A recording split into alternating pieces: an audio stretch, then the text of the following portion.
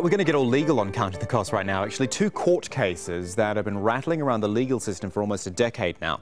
In New York, Argentina was facing off against Vulture funds, while in the Netherlands, an international court of arbitration ordered Russia to pay up more than $50 billion.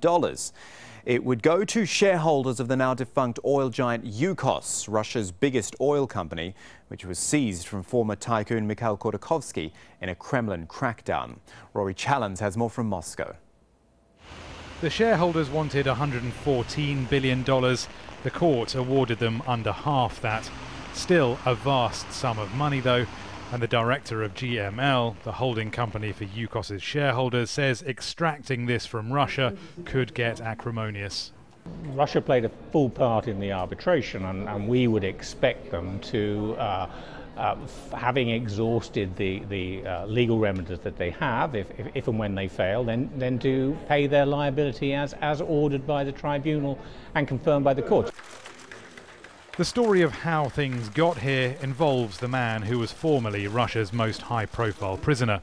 Mikhail Khodorkovsky was one of Russia's infamous oligarchs, businessmen who wrestled vast fortunes and power from the wreckage of the Soviet Union. His oil company, Yukos, became one of Russia's biggest energy firms. But when Vladimir Putin warned the oligarchs to stop meddling in politics, Khodorkovsky didn't listen. In 2003, he was arrested and spent more than 10 years in jail for tax evasion and fraud. Yukos was dismantled, with many of its assets ending up in the hands of state-run oil companies.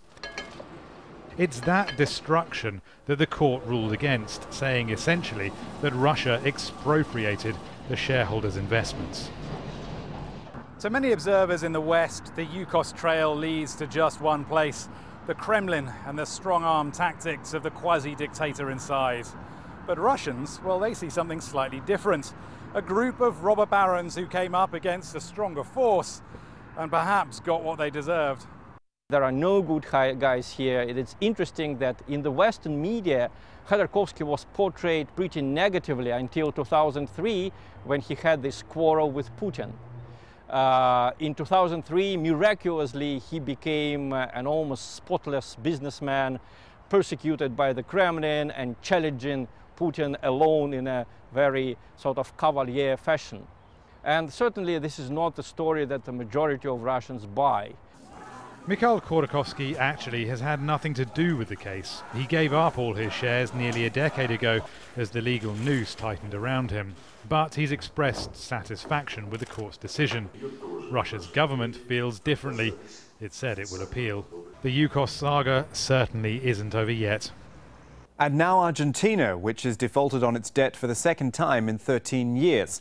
Now, it's worth remembering Argentina was happy to pay restructured debt holders, but was blocked by a US court. The judge insisted Argentina compensate the so-called Vulture funds, who refused to have their bonds restructured after the last default. That was back in 2001 on debt worth $95 billion. After years of talks, 93% of bondholders exchanged that debt for, well, more debt, as it happens. But a small group of hedge funds who hold debt worth $1.5 billion want all their money back. If Argentina was to pay the funds back in full, it would need to find as much as $20 billion and would also need to offer the same terms to those who did restructure their debt.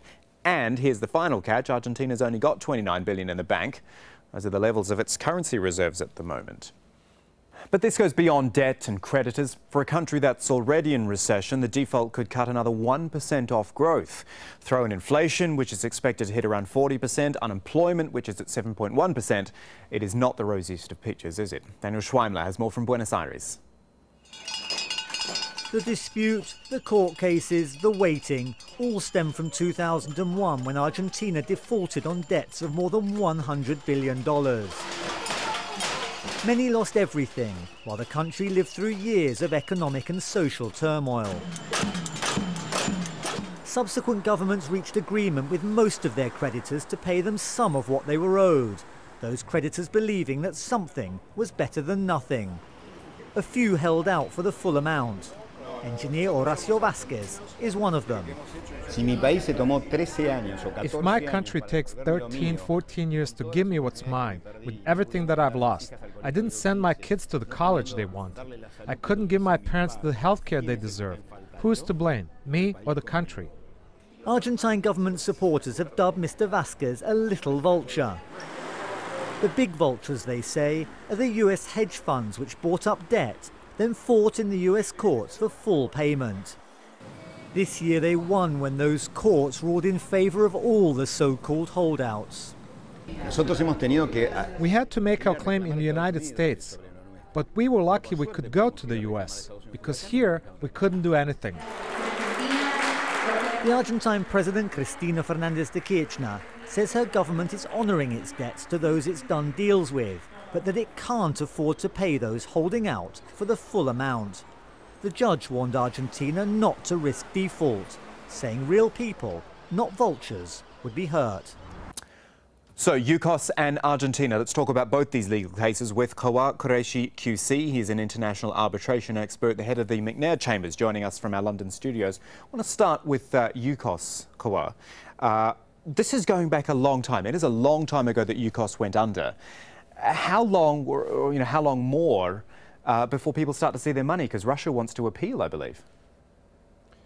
Well, the situation all arises out of what started off as a tax demand, but the tribunal sitting in The Hague has determined led to the expropriation of assets, the Russian authorities using the tax demand as a pretext to take over Yukos's vital and valuable assets in the oil sector.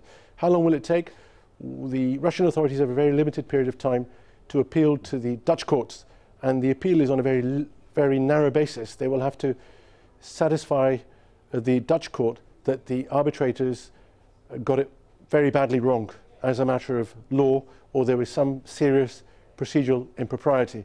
We have to see what the potential grounds of appeal are likely to be, but the appeal process, ordinarily when it's a challenge of an arbitration award in jurisdictions such as England and Wales or the Netherlands, doesn't take very long. So perhaps another year, year and a half at most if an appeal is pursued. And thereafter, of course, Russia's commercial assets, wherever they may be in the world, are exposed to enforcement measures and execution measures. I want to move on to Argentina. Bring us up to date with where we are there, because the country has defaulted again. Talks are ongoing. Could we still see some sort of deal cut in Argentina?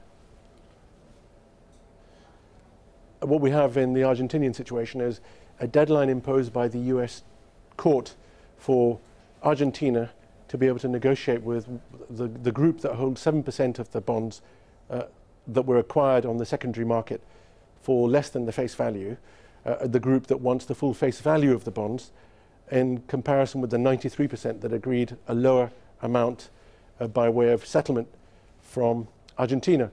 The situation is that Argentina owes this group, called the holdout group, $1.3 billion.